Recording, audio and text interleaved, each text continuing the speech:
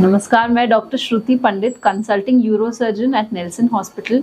आज मैं आपको कॉमन यूरोलॉजिकल डिजीज के बारे में बताना चाहूंगी। यूरोलॉजी मतलब सब कुछ रिलेटेड टू किडनी, किडनी की pipe, bladder, prostate and testis. एक डिजीज है यूरोलॉजी में जिसको बोलते हैं यूरेथ्रल स्ट्रक्चर डिजीज।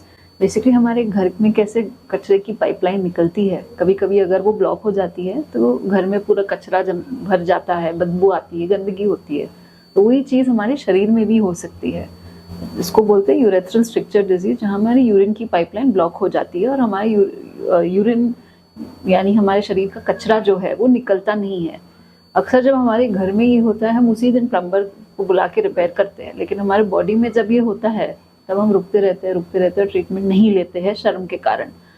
लेकिन अगर ये इन्फेक्शन और यूरिन सब जमा होते गया तो वो यूरिन का इन्फेक्शन हो सकता है जिसका असर किडनी पे आ सकता है।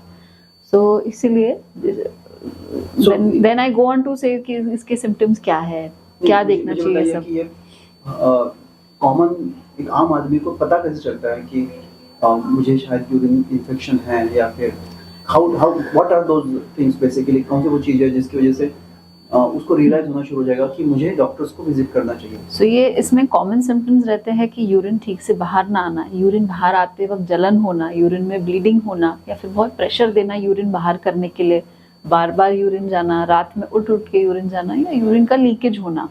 और अगर ठंडी और बुखार आ गया तो फिर आप बहुत लेट हो गए, तो वो एक बहुत सीवियर इन्फेक्शन माना जाता है। लेकिन अगर कुछ प्रॉब्लम आ जाती है, यूरिन पाइप ब्लॉक हो जाती है, यूरिन के सिम्टम्स होते हैं, ब्लड होते हैं, तो तुरंत आना है कितना पानी पीना चाहिए डेली बेसिस पर? सो वो वेट के हिसाब से है और वो पर्सन के काम के हिसाब से है। मेरा वेट है अभी 70, सो कितना पीना चाहिए मुझे? At least 3 litres minimum, 3 litres. और अगर किसी का काम बाहर धूप में ज्यादा घूमना है या फिर गैस के पास ज्यादा रहना है जिसमें ज्यादा पसीना जाते हैं, then you need more, approximately 4 litres और सो। हर एक पर्सन के लिए वाटर रिक्वायरमेंट अलग है। यूजुअली इसका असेसमेंट कैसे किया जाता है कि किसका वाटर रिक्वायरमेंट कैसे होगा, आपका यूरिन का कलर देख के। ये थोड़ा अच्छा नहीं लगता but this is the practicality. Urine अगर बहुत डार्क येलो है इसका मतलब है आपका वाटर इनटेक कम है और आपको वो बढ़ाना है। और अगर एकदम वाइट है दैट मीन्स आप काफी सारा पानी पी रहे हो, that is a good quantity intake. तो लाइट येलो कलर होना चाहिए, उतना आपको पानी पीना है।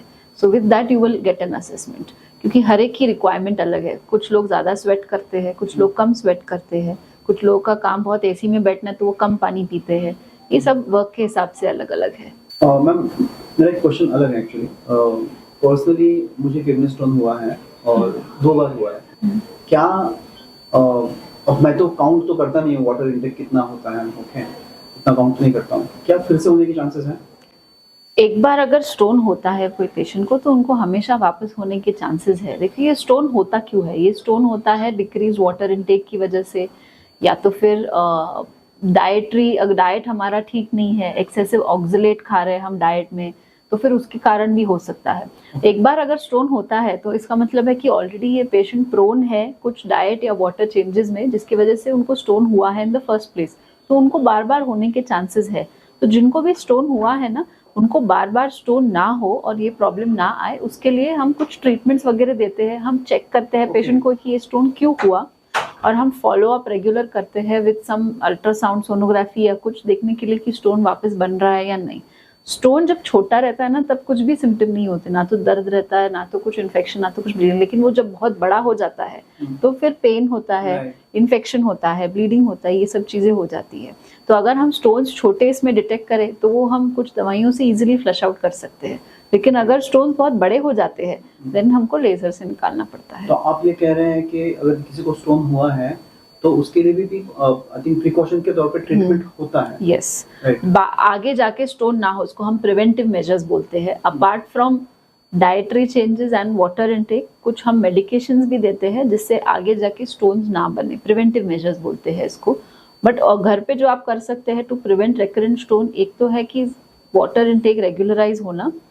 सिंपल सी बात है, मैं हमेशा एनालॉजी दूंगी ऑफ द बाथरूम, क्योंकि हमारे किडनीज, हमारे जो बाथरूम घर का काम करती है वही हमारी किडनी शरीर का काम करती है। तो अगर बाथरूम में फ्लश करने के बाद पानी नहीं आया तो कैसे कचरा वहाँ फंस जाएगा, जमा हो जाएगा। तो वही चीज हमारे किडनीज में होती है। अगर कचरा फ्लश आउट करने के लिए पानी नहीं आया तो वहाँ कचरा जमा हो जाएगा और उसको हम आगे जाके बोलते हैं stone. So water intake is very essential. बाकी आप गूगल पे काफ़ी कुछ डाइट फैट सुनोगे दैट आपको पालक बंद करना है, टमाटर बंद करना है, ये टी कॉफ़ी चॉकलेट ये सारी चीज़ें बंद करनी है, बट इसको बंद करने की ज़रूरत नहीं है। You should have it in a balanced way, ना तो बहुत ज़्यादा ना तो बहुत कम। अगर आप रोज़ पालक खाते हैं it is a problem, but हफ्ते में एक बार 2 बार खाया it is not a problem.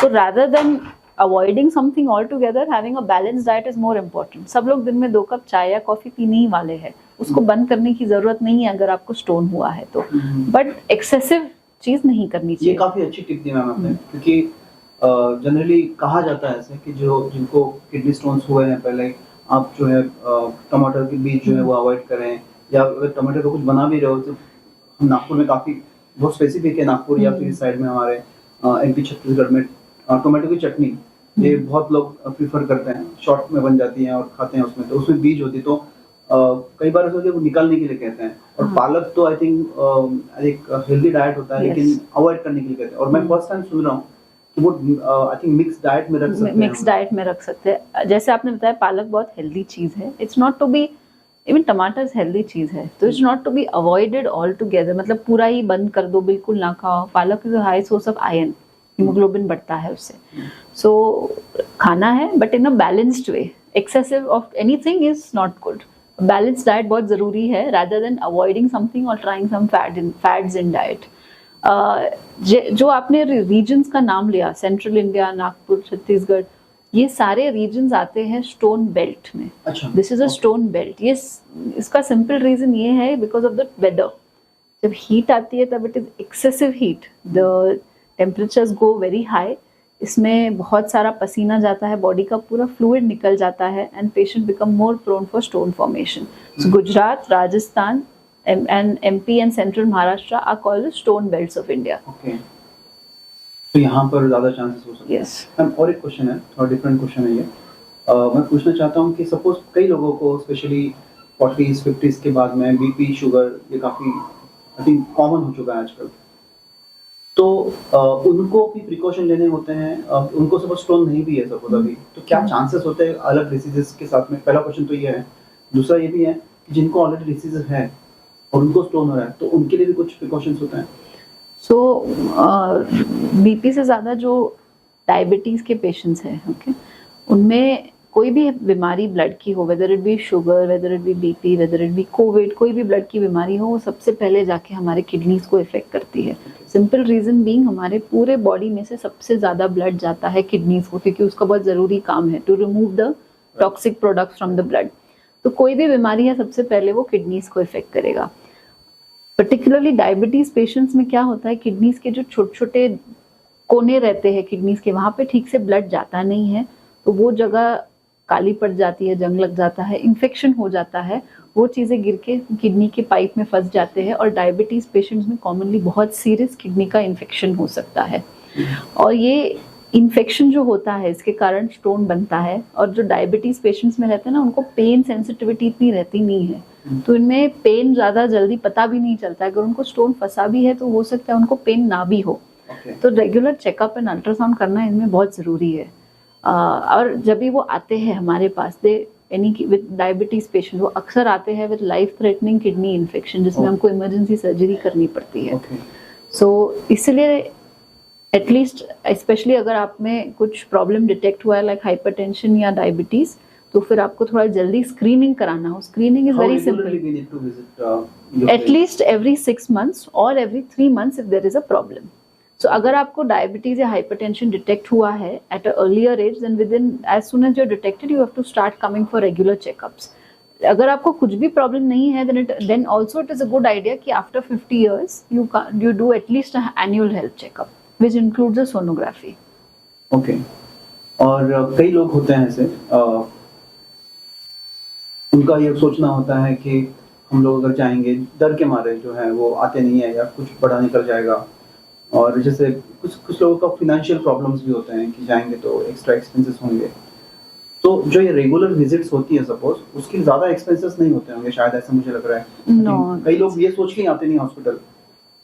अब एक्सपेंसेस मुझे जानना नहीं है कितने एक्सपेंस होंगे, but I think, do you think that कि कॉमन मैन या लोअर इनकम पर्सन जो है वो भी इस तरह के रेगुलर चेकअप्स करा सकते हैं? सो आपने एक बहुत इम्पोर्टेंट पॉइंट बोला है कि लो इनकम पीपल में regular checkups and cost benefit क्या है। तो इसमें हम मेडिकल इसमें बोलते हैं कॉस्ट बेनिफिट रेशो क्या है, कितना कॉस्ट है और उसमें कितना बेनिफिट है।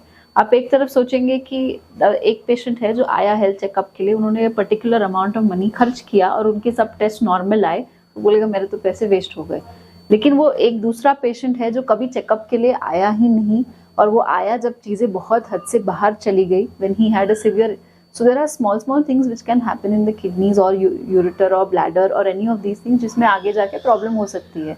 इवन स्मॉल कैंसर्स जो रहते हैं वो डिटेक्ट नहीं होते, उस पर कोई सिम्टम्स नहीं होते, किडनी के कैंसर है ऐसे कुछ, ओनली ऑन सोनोग्राफी डिटेक्ट होते हैं जब छोटे होते हैं। तब जब बड़े हो जाते हैं ऑफकोर्स कुछ चीज़ें हो जाती है, लेकिन जब ये बीमारियाँ छोटी है, जैसे छोटे स्टोन्स डिटेक्ट हुए हैं या स्मॉलर ट्यूमर डिटेक्ट हुआ है या कोई इनिशियल इन्फेक्शन डिटेक्ट हुआ है, तो ये जनरली कुछ मेडिकेशन से या तो फिर कुछ स्मॉलर सर्जरी से ठीक हो सकते हैं। इफ़ द पेशेंट नहीं आया है चेकअप के लिए and when they only come, जब बहुत ज़्यादा बीमारियाँ बढ़ जाती है तो उनका कॉस्ट उससे 3 गुना 4 गुना बढ़ जाता है, because that bigger disease requires bigger treatment, ICU stay, infection है, बड़ा ट्रीटमेंट है, तो वो चीज़ में कॉस्ट बेनिफिट आपको सोचना है। नॉर्मली ये इंडियंस की मेंटालिटी है कि हमारे रिपोर्ट्स तो नॉर्मल आए, पैसे वेस्ट हो गए।